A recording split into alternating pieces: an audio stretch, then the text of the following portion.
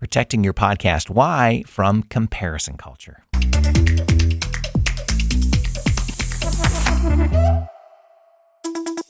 Welcome back to the Podcast Why. I'm Brett Johnson, my podcast guy, your trusted friend in podcasting.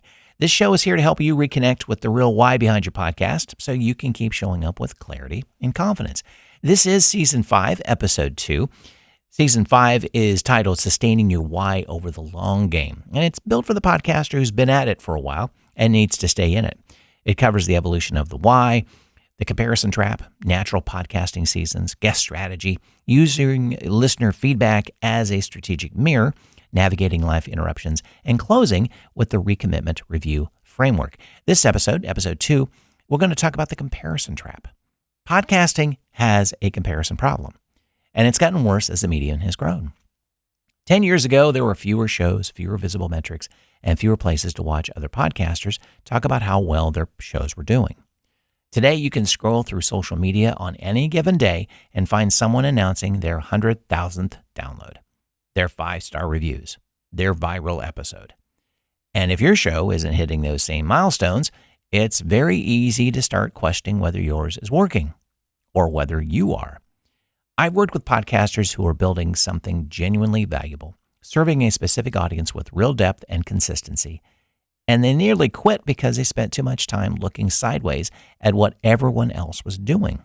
Not because their show was failing, because comparison convinced them that it was.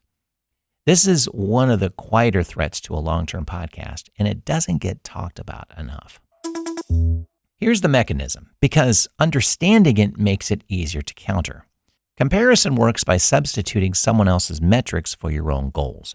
When you see another podcaster celebrating 10,000 downloads an episode and your show is getting 300, the comparison doesn't ask whether 300 is the right number for your show's job. It just shows you the gap and lets your brain fill in the meaning. And your brain, without a clear anchor, will almost always fill in the worst possible interpretation. I'm behind. I'm failing. I'm not good enough. But 300 deeply engaged listeners who are your ideal clients, people who reference your episodes in sales calls, who forward your show to colleagues, who trust you before they've ever met you, can be worth exponentially more to your business than 10,000 passive listeners who press play and forgot about it. The problem isn't the 300. The problem is measuring them against the wrong standard. And that's exactly what comparison culture does. It hands you the wrong ruler. I've worked with podcasters who found that the moment they stopped comparing their numbers to other shows and started measuring against their own defined goals, the ones we talked about in Season 4, their relationship with their podcast completely changed. The work felt meaningful again because it was being judged by a standard that actually applied to it. The best defense against comparison culture is a podcast why that's specific enough to be yours alone. A vague why, I want to grow my audience, or I want to build my brand, is vulnerable to comparison because those goals exist on a universal scale where there's always someone doing better.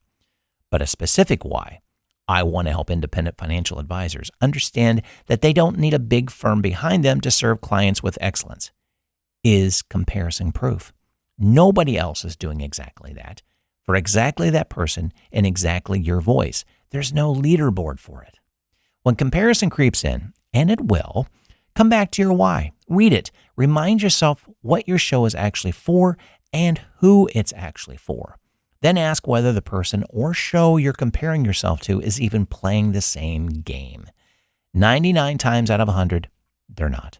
Stay in your lane, play your game, serve your people. That's the only scoreboard that matters. You can book a clarity call with me. Just head over to my podcast guy online and look for the Book a Clarity Call link. We'll map your podcast why to your business and your business to your podcast so it all feels coherent. Thanks for listening to the Podcast Why. I'm Brett Johnson, my podcast guy, and I'll talk to you in the next episode.